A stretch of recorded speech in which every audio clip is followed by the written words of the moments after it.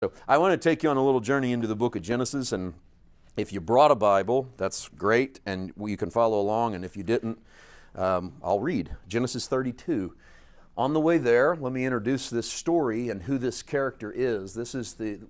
I want to meet the great climactic experience where Jacob and Esau come back together. For those who are familiar with the Jacob and Esau story, you don't need much refresher. For those who have not spent some time in it in a while, the quick rundown is that Isaac has Jacob and Esau as his sons. Esau technically is the oldest son.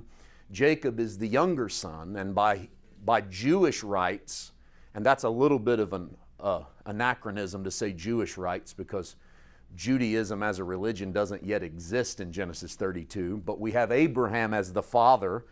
Circumcision is the seal.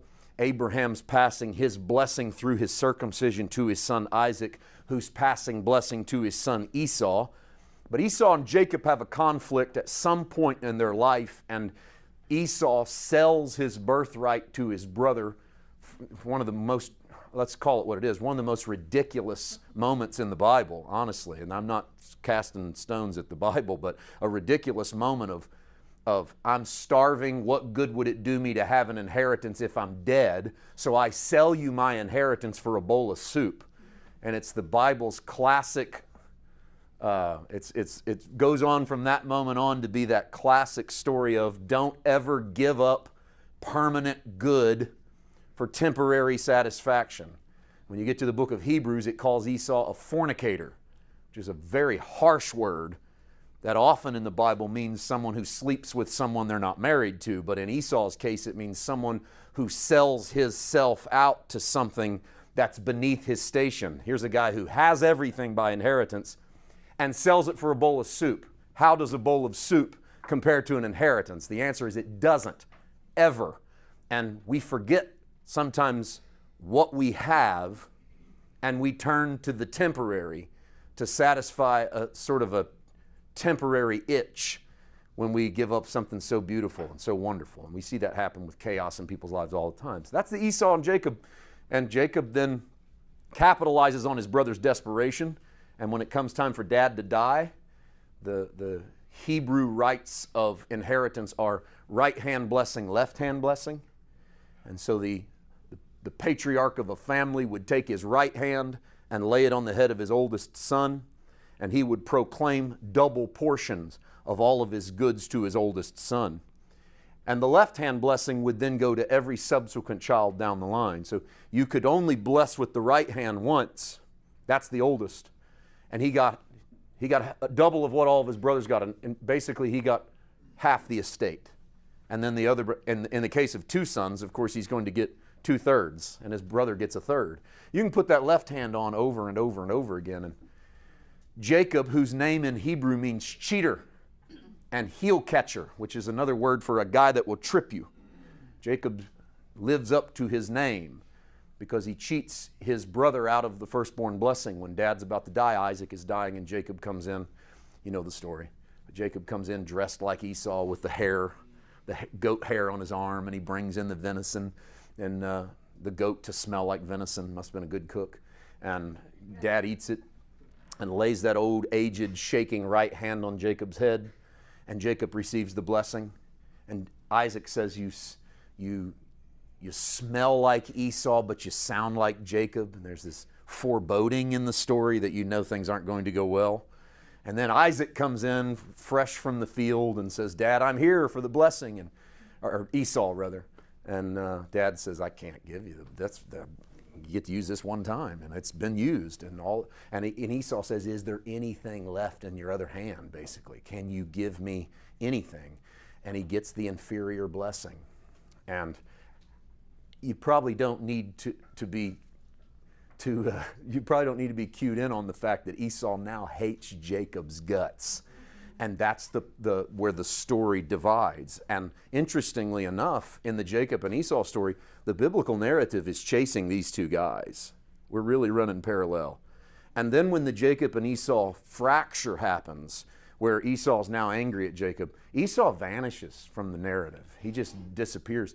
And the story follows Jacob. and it goes down into another country, and he marries, and he has children, and he has more children, and he gets rich, and he gets lands, and he gets cattle, and he gets all of this stuff.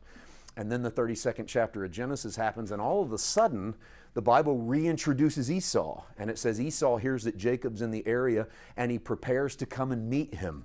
And Jacob, who has spent his entire life conniving and cheating and scheming, comes up with an interesting plan to split his estate into 4 camps and send them in waves at his brother, one wave at a time, as mercy offerings. But they're actually sort of lambs to the slaughter. Like, I don't want to send the whole family out there in case he kills everybody, so you send 1/4 of the family out there, and then if he kills them, then you go, okay, no one else go, so everybody stay back. And so Jacob's got this big plan in mind of how he's going to meet his brother. None of that stuff really seems all that confusing. It's a little odd here and there, but there's nothing really for you to seem to grapple with until the night Jacob goes to sleep, the day before the big meeting with his brother. The reunion is tomorrow. Jacob is going to send those waves of his family in flocks to meet Esau. And he goes to sleep under the stars, and he has an encounter. And that's the encounter that I've been wrestling with as I read the text. And so Genesis 32:22 says this: He arose that night, he took his 2 wives, his 2 female servants, and his 11 sons, and crossed over the ford of Jabbok. He took them, sent them over the brook, and sent over what he had.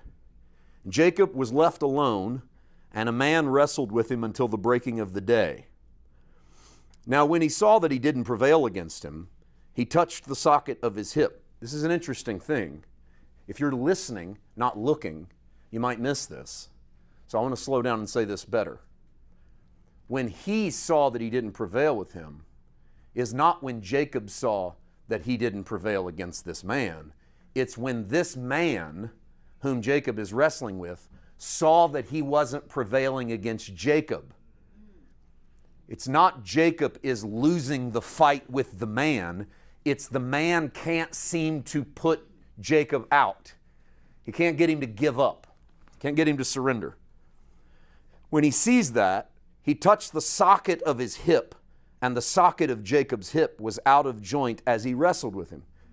And he said, and the he here is the man, not Jacob. And he said, let me go, because the day breaks.